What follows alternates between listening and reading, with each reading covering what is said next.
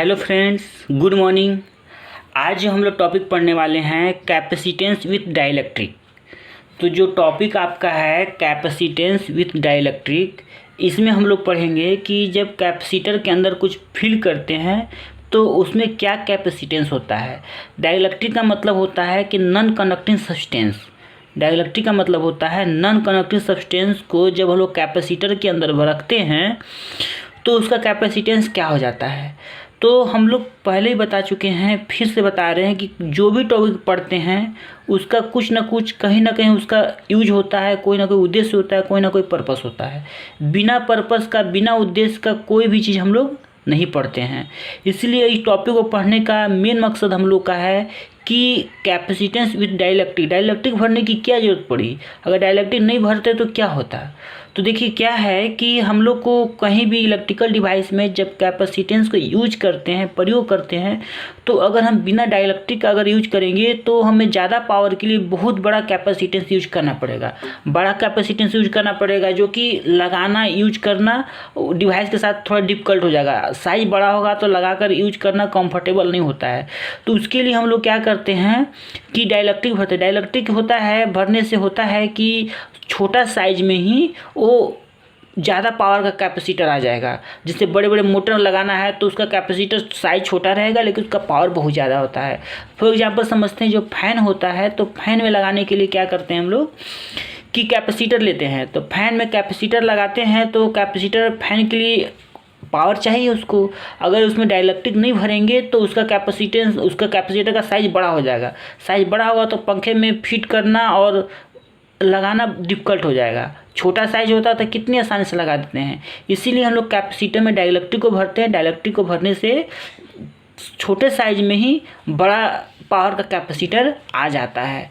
तो चलते हैं दोस्तों अब हम आगे की तरफ कि इसमें क्या आगे करना है, कैसे इसको फॉर्मूला फाइंड करते हैं, कैसे इसको सॉल्व करते हैं, इसके बारे में हम लोग देखते हैं। अब इसका हिंदी होता है परावैद्युत के साथ संधारित्र। तो इसको हम लोग कैसे प्रूव करते हैं, कैसे फाइंड करते हैं, इसका पिछले टॉपिक में हम लोग पढ़े हैं डाइलेक्ट्रिक के बारे में, कैपेसिटेंस के बारे में। उसको यूज करते हुए कैसे इसको सॉल्व करते देखते हैं।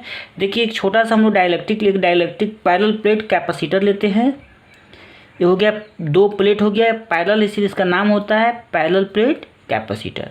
इसमें एक प्लस होता है, अब एक माइनस होता है।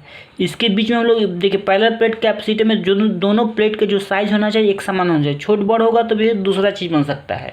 जब छोटा बड़ा ज़्यादा हो जाएगा तो सेल बन जाता है या बैटरी बन जाता है। तो हम लोग कैपेसिटर में दोनों है, बीच में हम लोग क्या भर देते हैं, डाइलेक्ट्रिक भर देते हैं। डाइलेक्ट्रिक मतलब होता है नॉन कंडक्टिंग, कुचालक पदार्थ को ही हम लोग डाइलेक्ट्रिक करते हैं, इसको भर देते हैं। इसको भरने से क्या होता है, इसका कैपेसिटेंस बढ़ जाता है, उतना ही साइज में इसका कैपेसिटेंस बढ़ जाता है। ठीक है, डाइलेक्ट्रिक हो गया। बीच की प्लेट के बीच की दूरी आपका डी हो गया। अब डाइलेक्ट्रिक कांस्टेंट इसका के हो गया। ठीक है, डाइलेक्ट्रिक कांस्टेंट के हो गया, बीच की दूरी आपका डी हो गया। अब क्या, इसको हम लोग जानते हैं कि प्रूव कभी भी करते हैं तो पहले भी बार बार बता चुके हैं कि प्रूव करते तो जो जो फिगर में दिखता है उसी को हम लोग लिखते हैं, उसी को हम लोग सॉल्व करते हैं। तो फिगर में क्या क्या दिख रहा है उसको लिखते हैं। सबसे पहले लेट बी एक कैपेसिटर है तो लिखेंगे let be a capacitor. Let be a capacitor of capacitance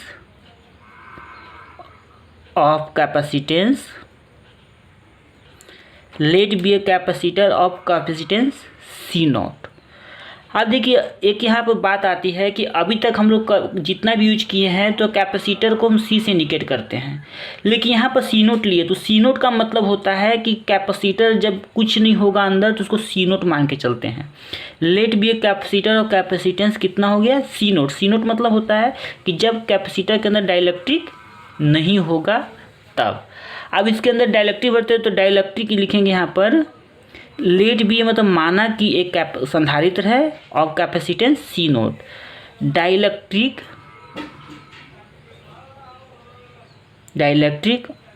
of constant K, dielectric है जिसका कांस्टेंट के है, इज प्लेस्ड, इसको रखा गया है, प्लेस मतलब रखा गया है, placed inside the capacitor. Dielectric of constant K is placed inside the capacitor, capacitor के अंदर रखा गया है। ठीक है, यहाँ पर आपका आ गया जो जो फिगर में दिया है। पहले कैपेसिटर लिए, कैपेसिटर का कैपेसिटेंस सी नोट है, बीच में आपका एक डाइलेक्ट्रिक भरा गया, उसका कांस्टेंट के है। तो सबसे पहले निकालेंगे कैपेसिटेंस,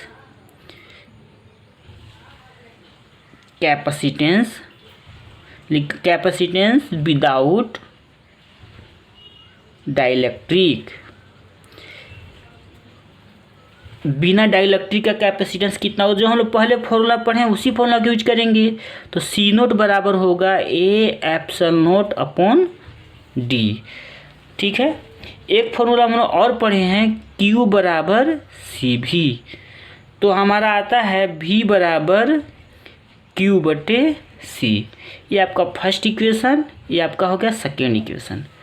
सी बराबर C naught A epsilon naught D पहला इक्वेशन, क्यू भी बराबर क्यू बटे सी सेकेंड इक्वेशन। ये हम लोग पहले भी फॉर्मूला प्रूव कर चुके हैं कैसे आता है, अब ये एक्सपेरिमेंटल वैल्यू है।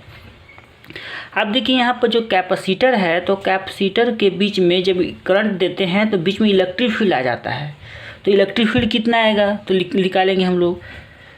तो प्लेट से इलेक्ट्रिक फील्ड निकालते हैं, electric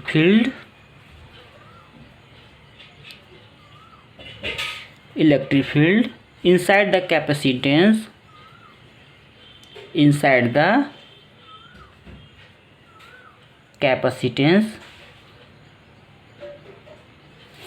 without dielectric.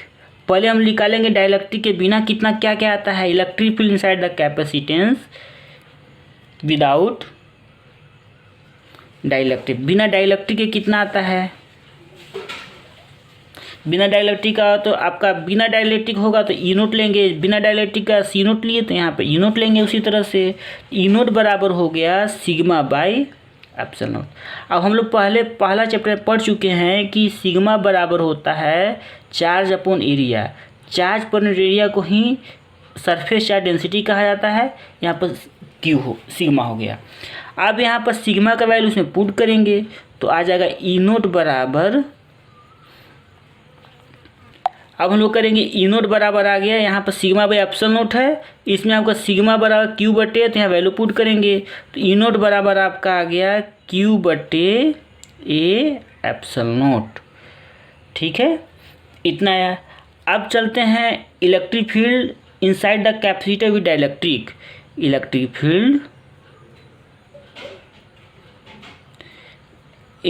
Field inside the capacitor with dielectric,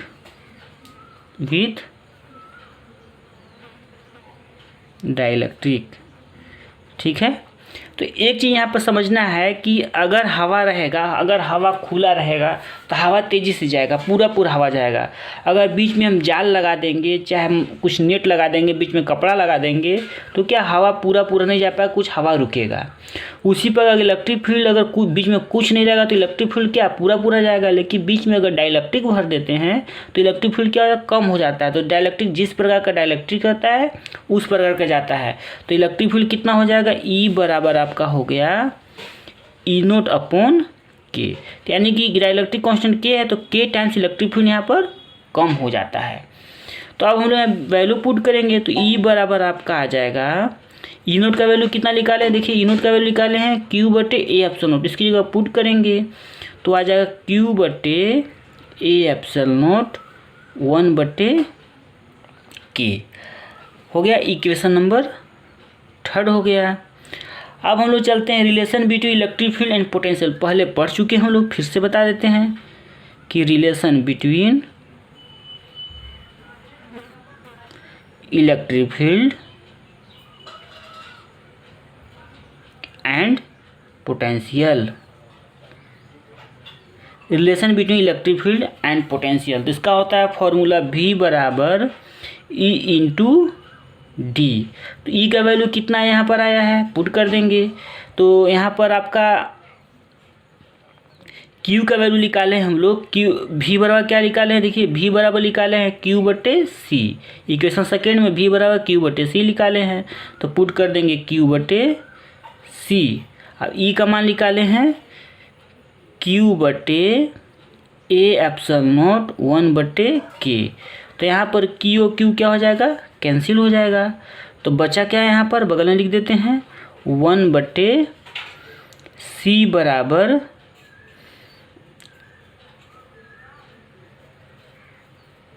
बराबर आपका आया, यहाँ बगल में डी भी है, तो यहाँ हो जाएगा डी बटे ए एप्सिलॉन नॉट इंटू 1 अपॉन के। अब हम लोग आगे चलते हैं। अब देखिए यहाँ पर इसको उल्टा करेंगे तो ये भी उल्टा हो जाएगा, तो उल्टा करेंगे तो सी बराबर आपका आता है, यहाँ सी बराबर हो जाएगा ए epsilon naught upon D into के। नीचे वाला ए दोनों नीचे वाला ऊपर चला गया और डी नीचे आ गया। तो हम लोग फर्स्ट इक्वेशन में पढ़े हैं कि आपका फर्स्ट इक्वेशन में पढ़े हैं कि फॉर्मूला आपका सी नोट का होता है। जैसे अब एग्जांपल आपको दिखा देते हैं, फिर से देख लीजिए। यहाँ पर क्या निकाले हैं, सी नोट बराबर A epsilon naught upon D. C naught बराबर क्या निकाले, A epsilon naught upon D. तो उसी के जगह पर हम लोग क्या पुट कर रहे हैं, देखिए यहाँ पर क्या आ गया, सी बराबर, यहाँ सी बराबर सी नोट इंटू के। यही फॉर्मूला होता है कैपेसिटेंस का। सी बताता है कैपेसिटेंस, सी बताता है आपका कैपेसिटेंस विथ डाइलेक्ट्रिक। ई बताता है कैपेसिटेंस,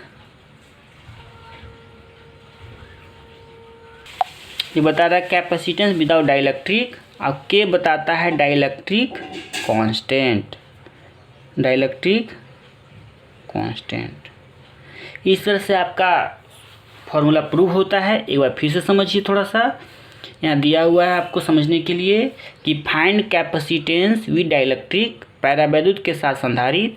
तो जैसा फिगर दिया है, फिगर को देख देख के हम लोग लिखते हैं, let be a capacitor of capacitance C naught. C naught है, dielectric constant K is placed inside the capacitor.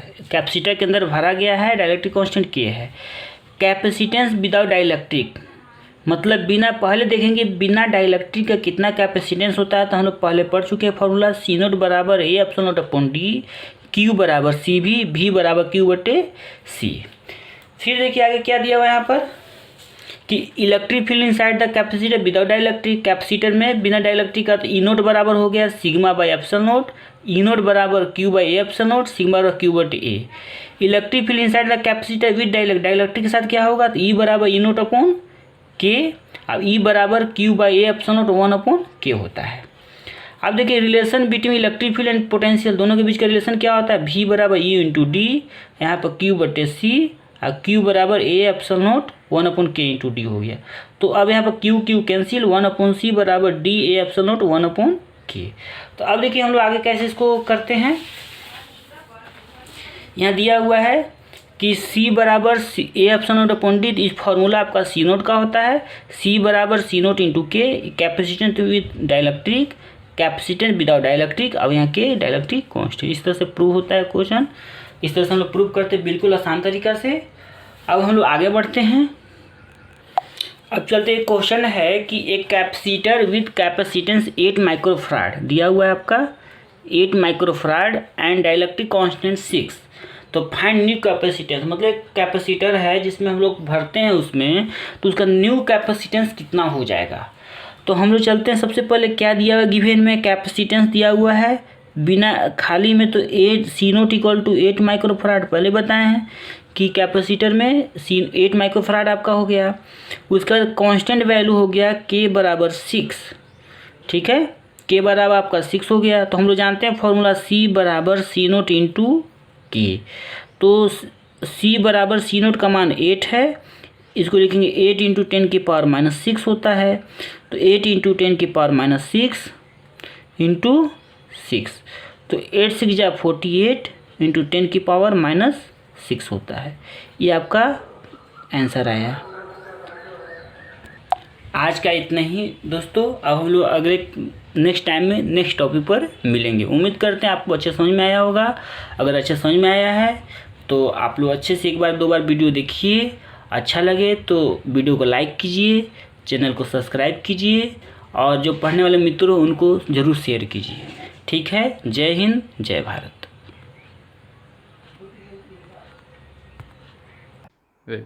Hello दोस्तों, हम उम्मीद करते हैं कि आज का टॉपिक आपको बहुत अच्छे समझ में आया होगा और आगे भी अच्छे समझ में आते रहेगा। अगर कोई दिक्कत होगी तो हमें कमेंट में रिप्लाई दीजिएगा, हम उसका आंसर देंगे। और अगर आपको अच्छा लगे तो चैनल को लाइक कीजिएगा और अभी तक चैनल सब्सक्राइब नहीं किए हैं तो सब्सक्राइब कर दीजिएगा। ठीक है, जय हिंद, जय भारत।